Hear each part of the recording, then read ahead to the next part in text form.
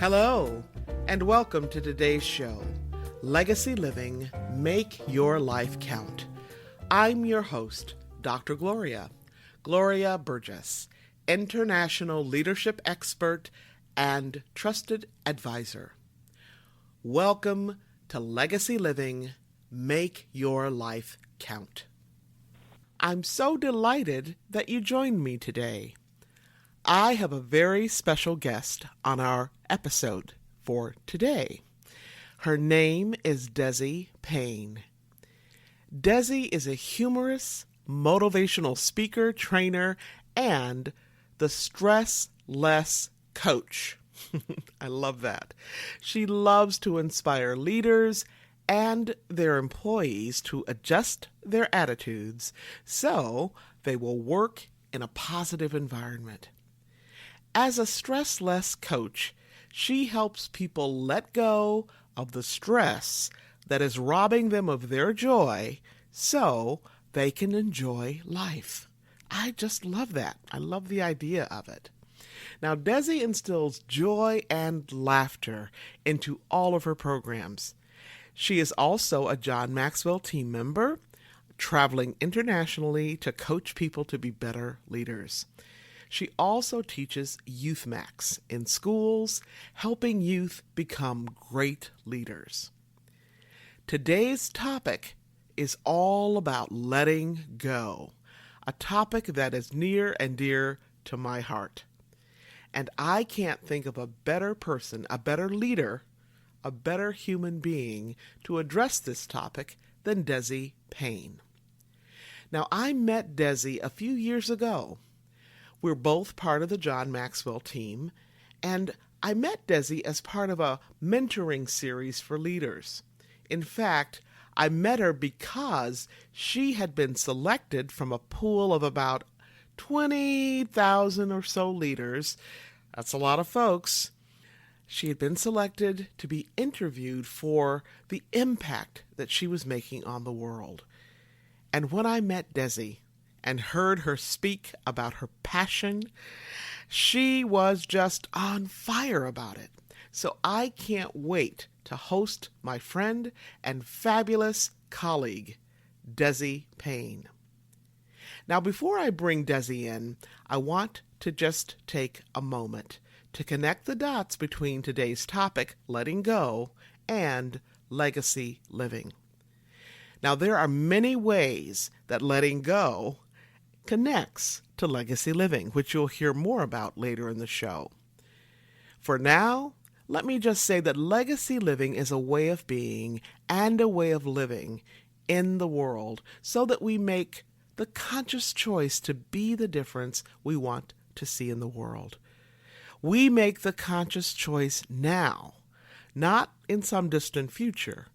We make that choice day in and day out, 365, 24/7. Okay, again, I'll tell you more about that later. Let me bring in my friend and colleague, Desi Payne. Well, Desi, I want to welcome you to this podcast. I'm so grateful to have you as my very special guest today. And I would love to talk with you about what's happening with you right now. I know that we're both dreamers, and we're going to focus today on never giving up on your dreams. So I just, again, want to welcome you. And would you just tell us a little bit about you, Desi, and why never giving up on your dreams is important to you? Sure. Well, thank you, Gloria, for having me. And I would probably have to say I am a big dreamer. In fact, sometimes my husband just shakes his head when I throw out one of the things or two of the things or a dozen things that I'm going to be planning on doing. And he just, again, shakes his head thinking, I just can't believe you. I think I've always been that way. Maybe because, on the disc chart, I'm a high D, but yeah, I am a big dreamer. I love achieving things and adventure and being creative. I think being creative is one of my favorite things to do. If you say, why don't you come up with something new with whatever it is, then, I'll just run with it. So Yeah, I love dreaming big dreams. And the thing is, through the course of my life, I've had to learn not to give up on those dreams because you know what we both face, and those are obstacles. Absolutely. Absolutely. So, Desi, would you tell us about? I know you're a writer, you're a speaker, and you have a fairly recent book out called Do You Work with the Living Dead? I love that title. So, can you tell us a little bit about the book? Sure. Well, I started writing that actually a couple years ago because I started teaching workshops on attitude in the workplace. And one night I walked through my living room Hmm. and one of those zombie shows were on. And I don't get into zombies at all, but my husband and my daughter were watching one. Hmm. And I just kind of shook my head like, oh, I don't believe this. But then the more I thought about it, every time I walked through the room, it just reminded me of people that drag themselves through life and have negative, bad attitudes. Mm. And it was a springboard for even expanding on the workshop that I did. And so I wrote the book, and it's pretty much how to survive among lifeless and negative people in the workplace. But then what's interesting is not only do I give strategies on how to work with these what I call workplace zombies, the book is also about what to do if you get infected. And that's one of the things a lot of people will even approach me with after they've read the book. They say, I got this book because of these people I work with. But then they say this. They say, you know what, when I was reading the book, I came to the realization that I needed to look at myself. Mm. And I thought, wow, that was even, icing on the cake for me once it was done. But I guess when you go back to dreams, I would say probably, 25 years ago, if I were to walk into Barnes and Noble bookstore, I would say out loud to anyone that was with me, someday I'm going to have books in a Barnes and Noble bookstore. Mm. And I said that out loud to people for years and years and years and years. So it was actually especially a thrill for me last October when it was published. And I was in Cincinnati, and I was at the world's largest, it's the world's largest Barnes and Noble book signing. I think there were like 26 authors there, and I got to take part of that. Congratulations.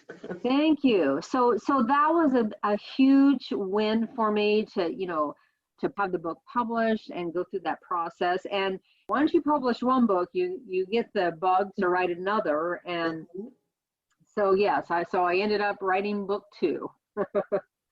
Well, good for you. And I know that in your notes, you talked about this book being a finalist, a top 10 finalist. Yes. So at the probably in the spring, I found out that my book was in a business category, to win an award. So it's in like the top 10 finalists to win an award with the publisher, which is huge if your book wins an award.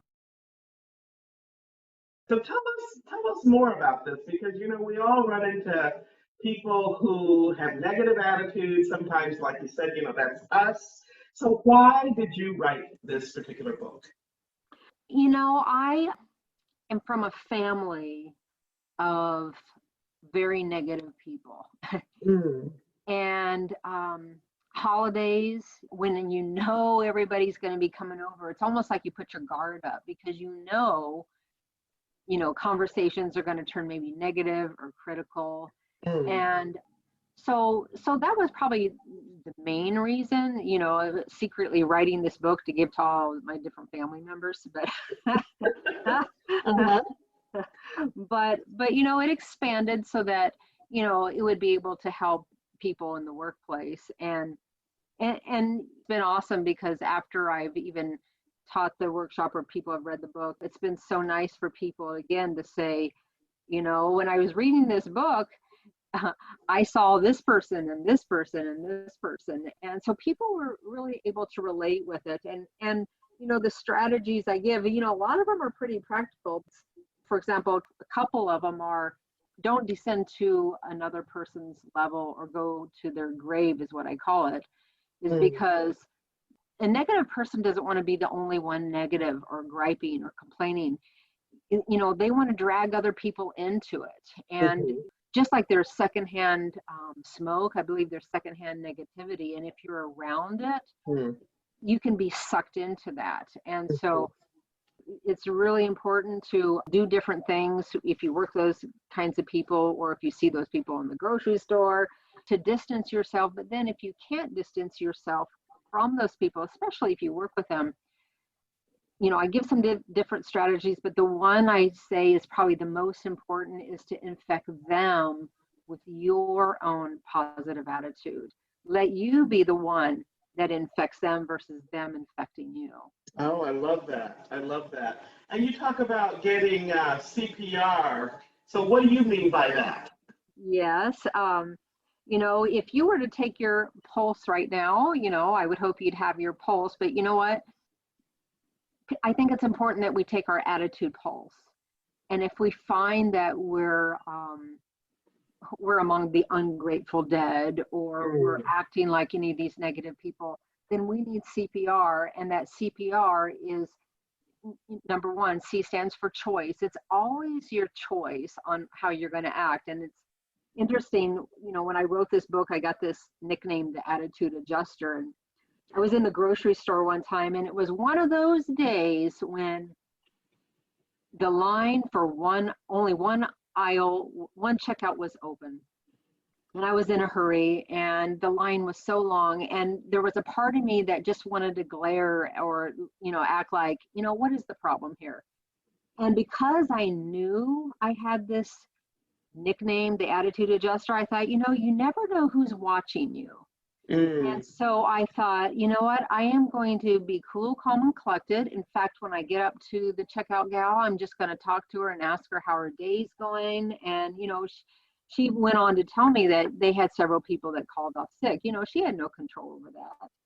And so it taught me a lesson that day that you really do have the ability to take control in a situation where your attitude's concerned.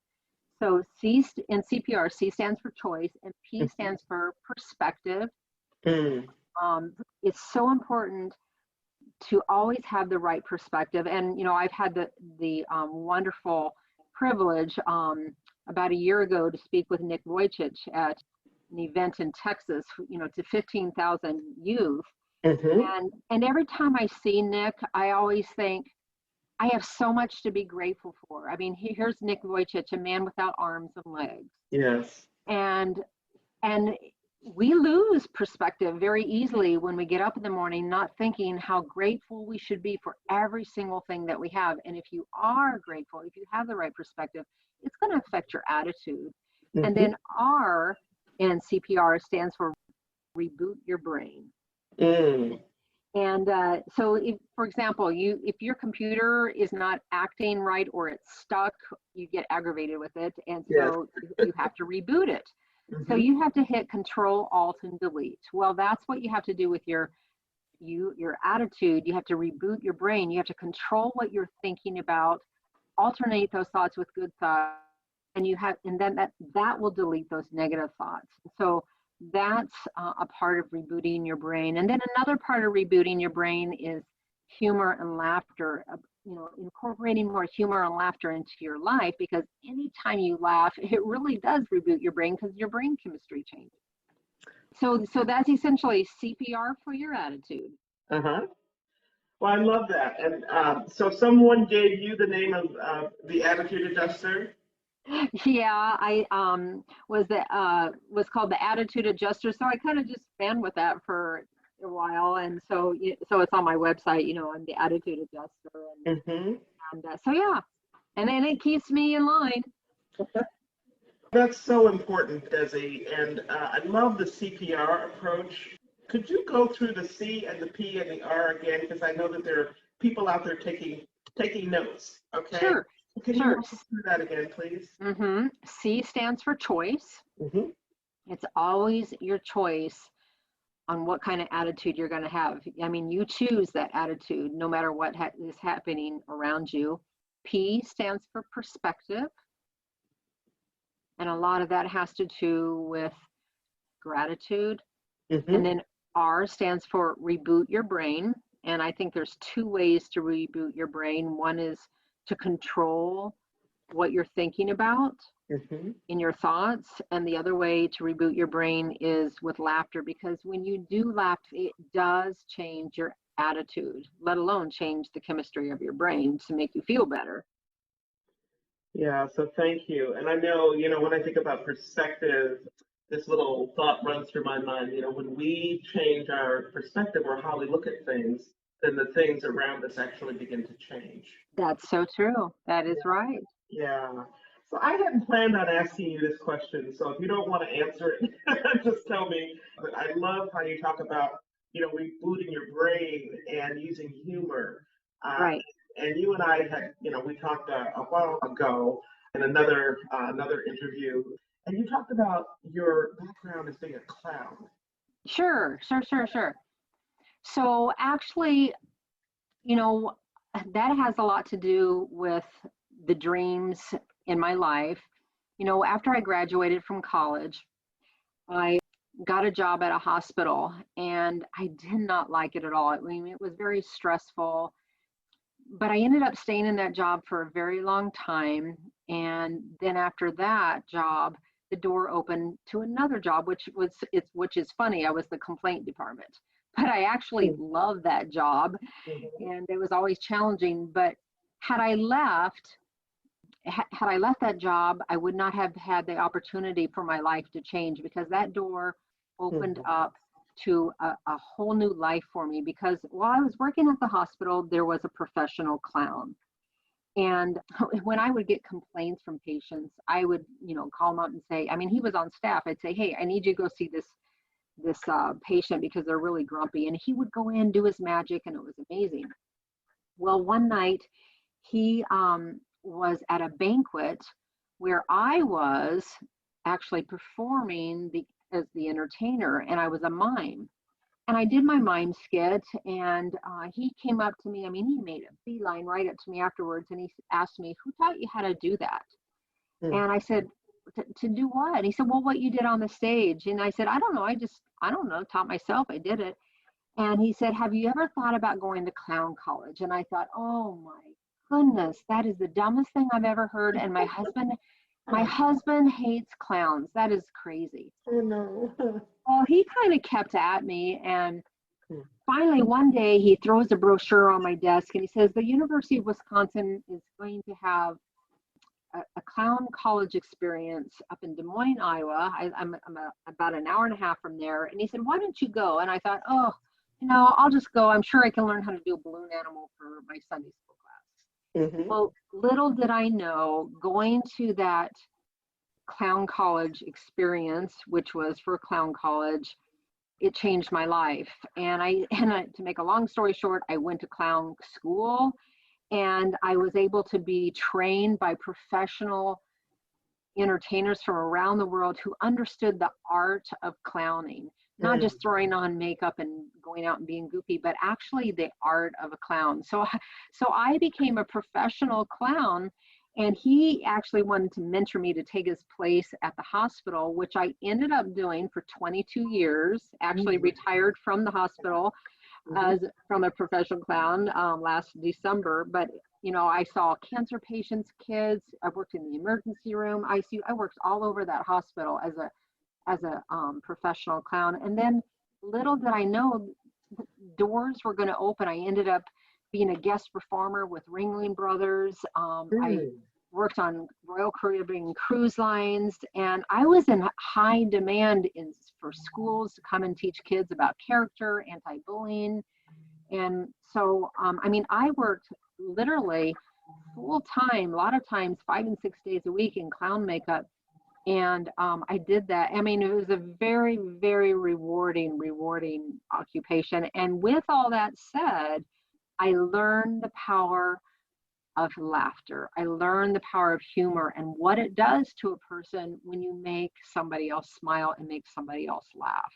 So my background has a lot to do with helping people laugh and smile. And so thankfully that has come into my speaking world and my career. And that has actually helped me a great deal on being very busy as a speaker. Yeah. So You just never know, right? You never know. And you know what? It's interesting. One morning I was watching Good Morning America and Jay Leno was on, and it was one of those feel good shows where he was giving away one of his mini cars to a veteran. You know, you had the tears in your eyes, but he said something that caught my attention. And he said this. He said, "If I have not gone through a day without making somebody smile or laugh, I Mm-hmm. have not done my job." Mm. And I thought, what a great philosophy to adopt Yes. into your own life. I Yes. mean, to be intentional about every day helping somebody else smile or laugh. And I tell you, if you have that philosophy, it will change your attitude about life. It will change your attitude in a day if that is your goal, to help other people smile and Yes. laugh. Yes. I love that. Well, thank you. Thank you for sharing that. And you talked earlier about sharing the stage with Nick Vujicic. And could you say a little bit more about that? And, I know that your big theme again is to never give up on your dreams. So if you could tell us about Nick and maybe give us a few more examples of that as well. Sure. Well, so I told you that my husband, he couldn't stand clowns, and here I'm going to become a professional clown. Well, he did eventually like one, and that was me. But I'll never forget the night that I told him, you know what, I'm going to join the John Maxwell team. I'm going to become a motivational speaker. And he looked at me and he said, "Oh my goodness, I can't stand motivational speakers." No. And I just was thrown for a loop, and I thought, oh my goodness. But in one respect, I thought, you didn't like clowns, but you did end up liking me. I'm going Mm. to have to prove myself to you. And then when I started weaning out of that profession and in town, was talking to different business people about becoming a motivational speaker, it was interesting that I actually had business people that said, "You will never make it in this town as a motivational speaker." And Mm. I was like, "Oh my," I mean, really, it was kind of heartbreaking. And they said, "Because you're known as this professional clown in town." And so that was kind of in the back of my head for a long time. Thankfully now I'm also well known as a speaker and have been hired many, many times in this town. Mhm. But it was in the back of my mind. Well, when I became a John Maxwell team member, as you know, when you go to Orlando and you go through the 3-day certification, Yes. um, that first day, you see like 10 different John Maxwell team members go up on the stage and they get to do their 3-minute speech. And it's Yeah. like, it's like it's a wow thing. Yeah. It's And amazing. I remember thinking, oh, well, when I come back in 6 months, when they do this again, I want to get up there. I want to get on the stage. Hmm. So that was my dream. Well, I didn't realize that it was going to be a grueling process to go through the interview process with, we both know Roddy Galbraith, Hmm. and you have to submit your videos, and he wants the highest quality in speeches. If you want to share the stage of John Maxwell, it's got to be good. And I remember speech after speech after speech that I submitted, and he would just say, "You know what, you need to go back and do this again." And I was like, ah. But finally, I remember the day when he said, "I think this is going to be great." And so I made it through the stage one of, or round one is probably what I should say. And then, so if you make it through round one, when you get to Orlando, you audition in front of other people. And Hmm. I remember walking into that room, and my plane was late. So I actually got in on the last 10 minutes of being able to get into that room. And I rushed in the room and I sat down, and he walked over to me, I mean, within seconds, and he handed me that microphone. And I was like, uh-oh, it's my turn. And I went up there and I froze, Mm. literally froze. And he was kind enough to, ask me if I wanted to start over. Or no, I asked him if I could start over, and he said yes. And I froze again. I mean, I just stared at everybody like a deer in headlights. And, everybody was so gracious. "Hey, we love you. You can do Yeah. this." And, I look back, and the third time around, I don't know what I said, but I remember going back to my seat, wanting to hide underneath the table. Of course, didn't pass, didn't make it to this big old stage time. But I thought, 6 months later, when I come back, I'll do it again. And went through the whole grueling process of submitting video after video after video. And then, you know, I made it through the process. And so when I got there again, you know, I felt more confident. But when I got up on the stage about halfway through, I noticed that my legs were shaking so bad that it tripped me up. And I just stared out at everybody again because I totally couldn't remember what I had just said. I mean, it freaked me out. And I remember walking out and thinking, this is not for me. I'll never do this again. I'll never come back again. And I went up, called my family, and I was just devastated. And as an entertainer, I've been in front of thousands of people, been on stages, and for me to not be able to say a 3-minute speech was so tough. And so a couple months later, I am actually speaking at a college to new college students, and I'm speaking to them ironically about their dreams in their life and how they should never give up on their dreams. And literally, while I am speaking to them, I'm having this conversation in my brain, and I'm saying to myself, how can you talk to these kids about never giving up on a dream when you gave up on your own dream? You're a hypocrite. And I mean, I'm talking to these kids and thinking all these things. And while I'm talking to them, I ended up talking to myself and saying, you're not going to give up on your dream. You're going to get back up on that stage. Oh, good for you. And I remember when I went through the process again, submitting video after video, and finally, you know, one was accepted. I remember putting my head on my desk and literally making the decision, are you going to go for it or not?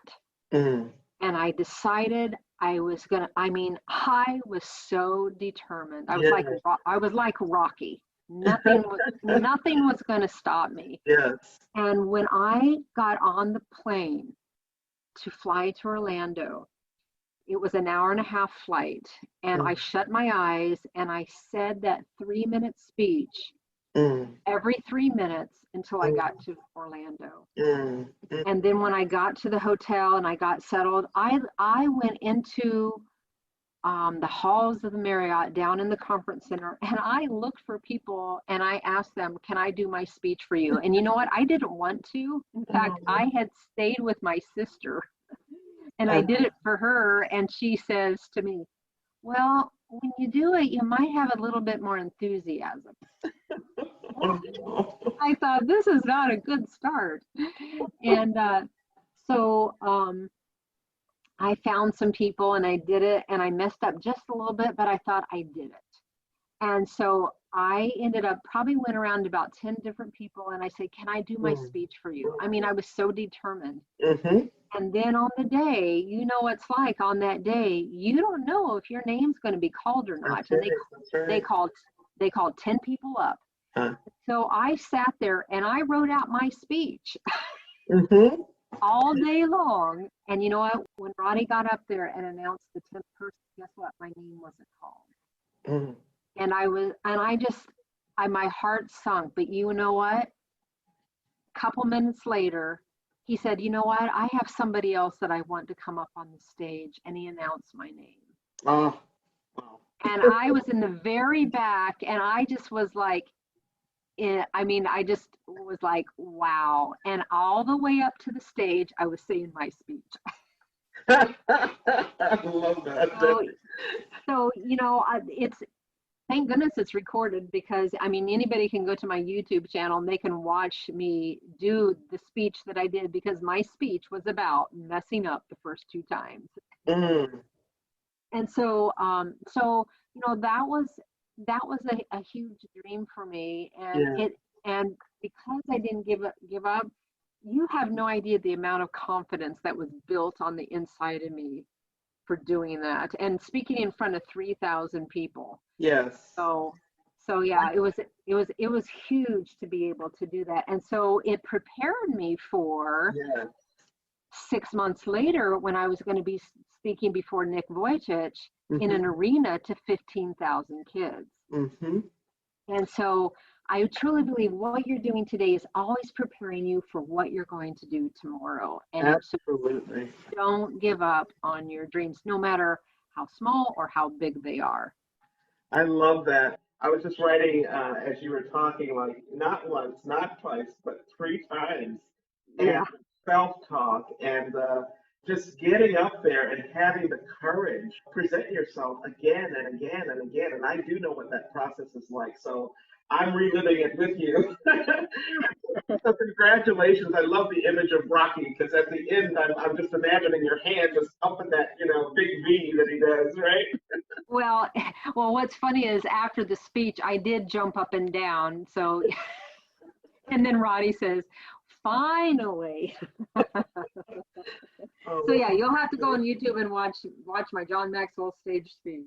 well, congratulations. I know that story is such a powerful story because so many times we have a dream and a lot of us don't get started, right? But Right. those who do, it's not like an overnight instant thing. You have to really, really work Yeah. hard and stay in there and stay committed. So congratulations, Desi. Well, That's thank you. And from the first time that I went until I finally did it, I think it was a total of 4 years. oh my, wow. Yeah. Hmm. Yeah. But as you said, that was equipping you, unbeknownst to you at the time, but that was Right. equipping you for an even bigger audience and bigger platform. And, how cool is it to talk to 15,000 kids with Nick Vujicic, right? Right. Yeah, Right. yeah. That's just astounding. Thank you, thank you, thank you.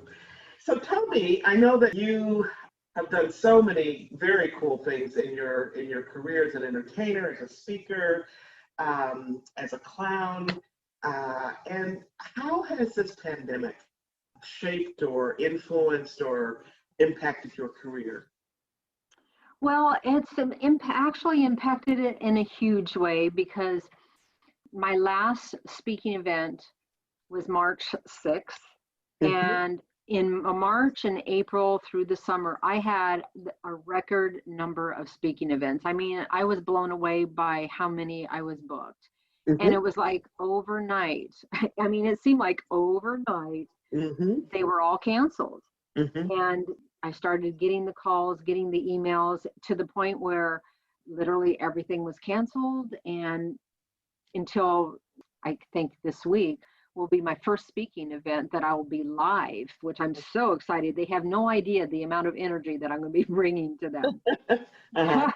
But yeah, and so, it gave me a huge perspective because of the way I'm paid through my corporation. I was not able to get even unemployment. And so it gave me a different perspective on what happens when you have no money coming in. Mm. And my husband and I also own a business in our local mall. And for 2 months, the mall was closed, but we still had to pay a huge rent, internet, Mhm. insurance, and all that. And Mm. and there was a couple times I literally got in my car to take it to the car dealership and say, I have to give my car back. And I have a new perspective on being on the side of having really serious financial needs, Mhm. and how you're going to adapt and deal with that. And so a couple of the things that I did, because I hate to waste time, and especially since I wasn't working, I spent a lot of time. My YouTube channel was Stress Busters, so I did a lot of those. And then I wrote my second book, which is ironically about stress. So it's called Give Me Some Chocolate, I'm Stressed. Mm. I love that and title. it's from a faith perspective. So it's faith-filled strategies on how to refuel, recharge, and reduce stress. So it'll be published in January. But I also had an opportunity because I needed to work. My mother, bless her heart, I had the opportunity to help her fulfill one of her dreams. And at 79 years old, my mother decides to open a restaurant during COVID. Mm. Mm. So I just decided I was going to go all in and help her and get this going. And Mhm. it opened and it's going well. And now with speaking of events that are going to be starting actually this week, I'll be weaning myself out of that. But I've been able to spend time with my mom, be a blessing to her. So yeah, it's been a very interesting year for all of us. Yes, ma'am, indeed. And it sounds like you are learning a lot, and I'm just praying for you that you will have those speaking engagements that were canceled earlier. Just that your calendar just continues to fill for the rest of this year and beyond, Desi. Thank you. And so I just want to thank you again for joining us today. Desi, you are positively amazing. I love just the breadth of your background. I love your passion. I love that you're a woman of faith. And just thank you so much for never, never giving up on your dreams. Thank you so much, Gloria. All right. Thank you. Thank you. So inspiring. Clearly, Desi is an amazing leader. She makes a difference in her own life and in the lives of so many others in her family, her community, and throughout the world in her work as the Stress Less Coach.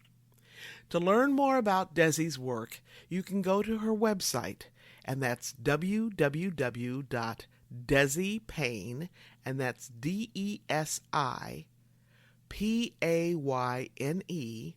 www.desipayne.com. Okay? Again, I'm going to spell it for you because I know we have listeners all over the world, and I want you to be sure to get this. It's www.desipayne, DESIPAYNE.com. You can also check out Desi's books. And I love these titles. Do You Work for the Living Dead? Right? And another title is Give Me Some Chocolate. I'm Stressed. Now be sure to connect with Desi directly as well. You can do that by going to her YouTube channel, which is called Stress Busters. Very, very cool. Okay, if you're just joining us, I'm Dr. Gloria, and this is Legacy Living, Make Your Life Count. We just heard from my very special guest, Desi Payne, motivational humorist speaker, trainer, leader, author, and fabulous John Maxwell team member. If you want to make your life count, if you want to be the change you seek, be sure to listen to this show again and again. And hey, be sure to tell somebody, right? Tell your friends, your family, your coworkers, all right? You can find me right here on iTunes, Alexa, SoundCloud, Spreaker.com, and so many other places. Be sure to tune in again next time. Now, before I close, I just want to give a shout out to all the women, men, and our young people all around the world. Because you know what? We are the ones. We are the ones we have been waiting for. What do I mean by that? Here's what I mean. Don't wait. Do not wait for somebody else to step up to make things happen in your life. Because you know what? They might not step up. In fact, they might not even know you're waiting for them, right? To do something. But you can be the one. Can I just tell you something? You are the one. You are that person in charge of you. You are the one who can make a difference in your own life so that you can model and make a difference in the lives of people in your life. Your sister, your brother, your mom, your dad, your auntie, your uncle, your teacher, your boss. You are the one. You know something? It is truly amazing how much impact we have as leaders in the workplace, in our communities, and in our own family, especially in our family. That's where it all begins, right? Leading begins exactly where you are, with you, your spouse, with your own children, right in your own kitchen, around the dinner table, helping out with homework, when you go to church, or when you go out shopping. So moms and dads, even when you think that your son or your daughter isn't paying any attention at all, let me tell you something. They are. They are listening. They're soaking it in. And more than anything else, they are watching you. Because you know what? More than anything else we can do, we can demonstrate our leadership, right? And leadership is caught, not taught. That's right. Leadership is caught, not taught. Now, let me be really clear. Your children are scoping you out. They observe everything you are and everything you say and everything you do. Most importantly, know that they are watching you to see if what you say and what you do match up. Now, our actions really do speak much, much louder than our words. A good friend of mine, who's a former CEO, always says, as a parent or as a leader in any context, your walk has got to talk louder than your talk talks. Let me repeat that. She says, your walk has got to talk louder than your talk talks. Why is that? Because that's how we build the bridge called trust. That's how we strengthen our bond with those we love. That's how we deepen our relationships, one step at a time, inch by inch, mile by mile, and smile by smile, at home, at work, and in any area of our life, every single day. 365, 24/7. So, how is your walk lining up with your talk? You know what? It is never too late to get your walk and your talk synced up, to get your act together, so to speak, right? So you can take it on the road. So don't beat yourself up if you kind of had a misstep here and there, right, with your walk and your talk. Okay? It's never too late to get it together and put it on the road so that you can make the difference in someone else's life that only you can make. Remember this, how you live is how you lead. Now, if you happen to miss any part of this week's episode or last week's, you can simply download the recording and listen to it at your convenience. You can even listen to it on the go. Again, check us out on iTunes, Audible, Alexa, SoundCloud, iHeart, TuneIn, Spreaker.com, Talk Network Radio, and so many other places. You can also listen right here at www.talknetworkradio.com/hosts/legacy living. That's talknetworkradio.com/hosts/legacy living. Now you can find me and learn more about my work and Legacy Living Make Your Life Count by visiting the Gloria Burgess website, or visit me on LinkedIn or on Facebook. At Facebook, you can find me at facebook.com/DR for Dr. Gloria Burgess, PhD.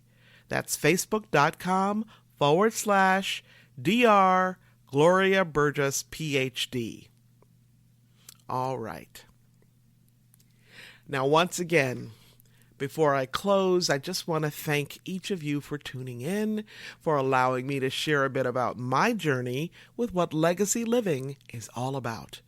Not just living and learning, but living and learning and serving so that you make a difference in your own life and in the lives of people wherever you go. It's about being on purpose every single day, 365, 24/7. Legacy living is a powerful way to make your life count. Once again, thank you for joining me today.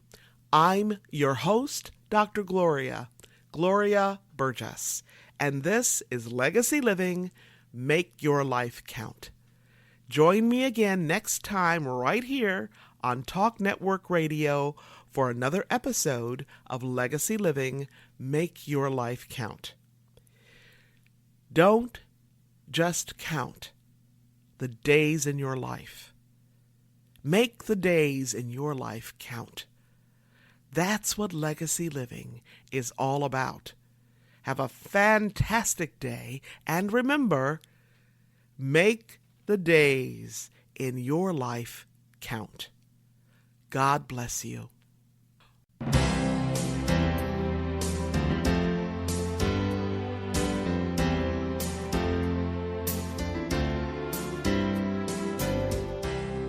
That's our show today. I'm your host, Dr. Gloria Burgess. I hope you'll join me again next time. Until then, don't just count the days in your life. Make the days in your life count. That's what legacy living is all about. Here's to you. Have a fantastic day, and be sure to make it a yes kind of day. Remember to celebrate the music of your life. Make the days in your life count.